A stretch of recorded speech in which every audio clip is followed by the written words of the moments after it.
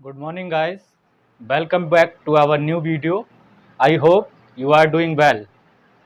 आज grammar series का दूसरा वीडियो शुरू होने जा रहा है और आज इस वीडियो में हम लोग इंट्रोडक्शन ऑफ अल्फ़ाबेट्स पढ़ेंगे।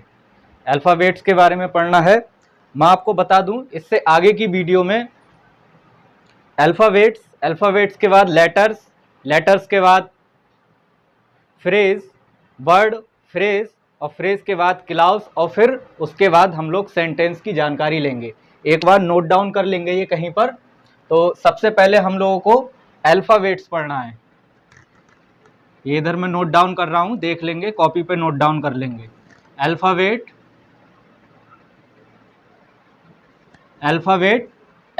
के बाद हम लोगों को पढ़ना है, अल्फ़ाबेट्स में आपके लेटर्स भी आ जाएंगे। अल्फ़ाबेट्स के बाद वर्ड के बाद फ्रेज के बाद क्लाउज और क्लाउज के बाद हम लोग सेंटेंस के बारे में देखेंगे। तो ये हमारा क्रम रहेगा वीडियो का। आज हम लोग इंट्रोडक्शन ऑफ अल्फ़ाबेट्स पढ़ते हैं। तो सबसे पहले बात आती है कि अल्फ़ाबेट्स है क्या। What is the alphabets, definition of the alphabets, क्योंकि परीक्षा में कभी कभी लिखने को आ जाती है कि डेफिनीशन ऑफ द अल्फ़ाबेट्स क्या है। तो complete set of the letters in a language.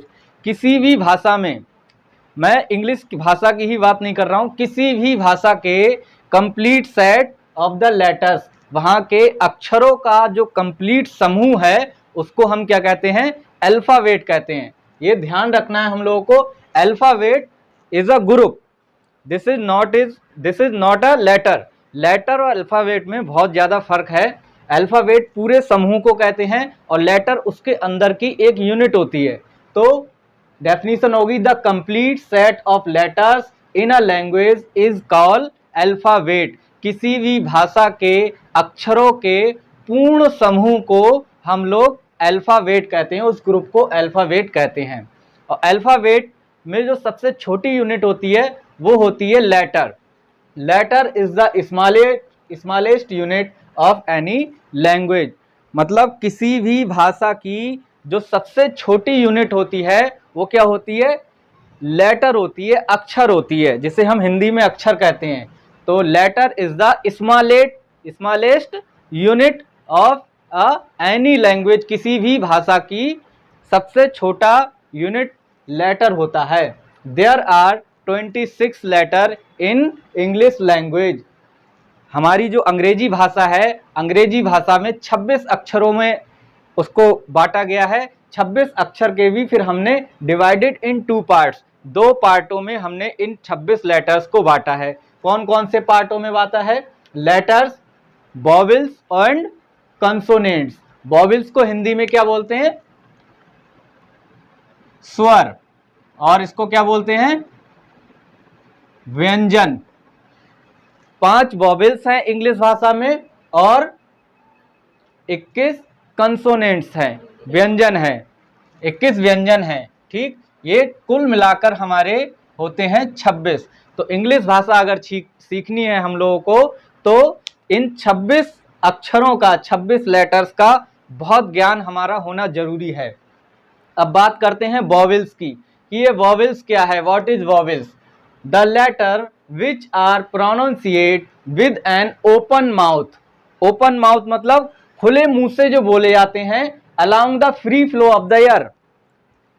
ऐसे लेटर्स जिनको बोलने में हम जब बोलते हैं गले से, तो गले से बोलने के साथ साथ में हमारी जो एयर है, अंदर से जो हवा निकलती है, एयर निकलती है, वो ना तो कहीं हम फोल्ड कर रहे हैं ना उसको कहीं स्टॉप कर रहे हैं, डायरेक्ट हम बोलते हैं, सीधे सीधे एयर निकलती है।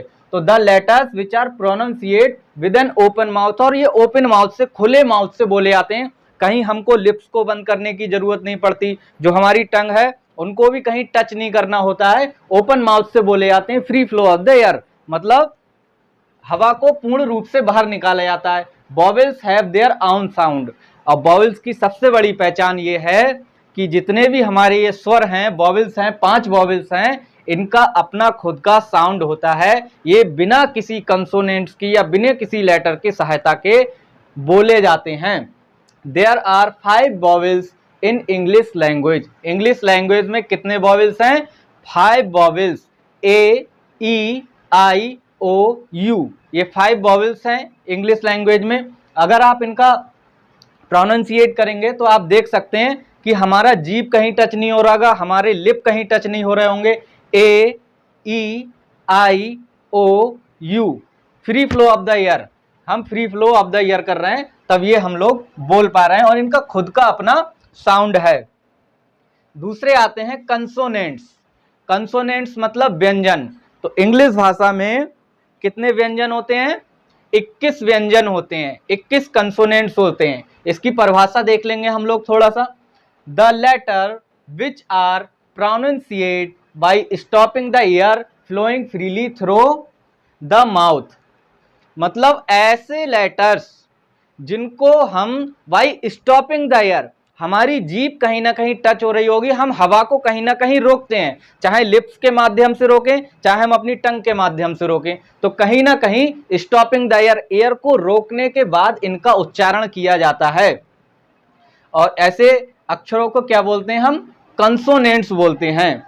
और इंग्लिश लैंग्वेज में कंसोनेंट्स की संख्या 21, there are 21 consonants in English language. अंग्रेजी भाषा में 21 हमारे कंसोनेंट्स हैं। इन लेटर्स को छोड़कर ए, ई, आई, ओ, यू, जितने भी हमारे लेटर्स बचे वो सब क्या होते हैं? कंसोनेंट्स होते हैं। जैसे कि एग्जाम्पल में हम लोग देख लेंगे, ए को छोड़ दीजिए, बी, सी, डी, ई छोड़ दीजिए, एफ, जी, एच, आई छोड़ दीजिए, जे, के, एल, एम, एन, ओ छोड़ दीजिए, P, Q, R, S, T, U छोड़ दीजिए, V, W, X, Y, Z.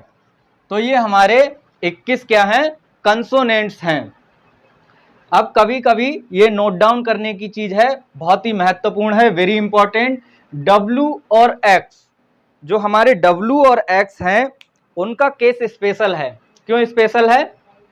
क्योंकि डब्ल्यू और एक्स को, डब्ल्यू और वाई को, sorry this is Y, W और वाई को हम लोग क्या करते हैं?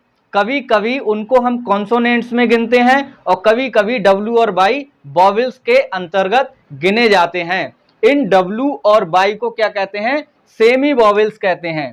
सेमी वॉवेल्स मतलब अर्ध स्वर के नाम से ये जाने जाते हैं। सेमी वॉवेल्स का मतलब होता है अर्ध स्वर, तो इनको सेमी वॉवेल्स कहते हैं। अब दिमाग में आ रहा होगा कि ये कंसोनेंट्स कब होता है और ये वॉवेल्स कब होता है।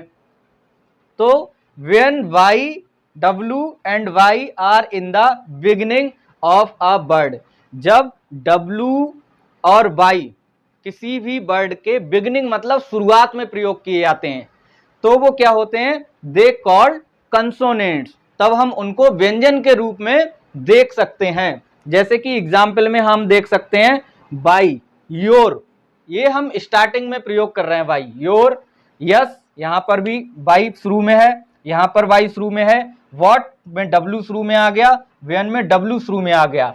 तो जब बिगनिंग में हम डब्ल्यू या बाई का प्रयोग करते हैं किसी वर्ड के तो वो किस में गिना जाएगा? These called consonants and then they are not used in the beginning. जब इनकी हम बिगनिंग में प्रयोग नहीं करते हैं, यूज नहीं करते हैं बिगनिंग में, लास्ट में यूज करते हैं, तब इनको हम क्या बोलते हैं? वॉवेल्स। जैसे कि एग्जाम्पल में है स्काई, देखिए यहां पर बाई जो है बिल्कुल लास्ट में आया है, विंडो डब्ल्यू लास्ट में आया है, विंटर, सॉरी ये गलत लिख गया है विंटर, इसको काट देंगे, सिंपैथी, इसमें भी बाई बाद में आया है। तो जब हमारे डब्ल्यू या बाई बिल्कुल लास्ट में प्रयोग होते हैं तब हम इनको एज अ वॉवेल काउंट करते हैं। तो ये छोटी सी वीडियो थी आप लोगों के लिए, इंट्रोडक्शन ऑफ द अल्फाबेट।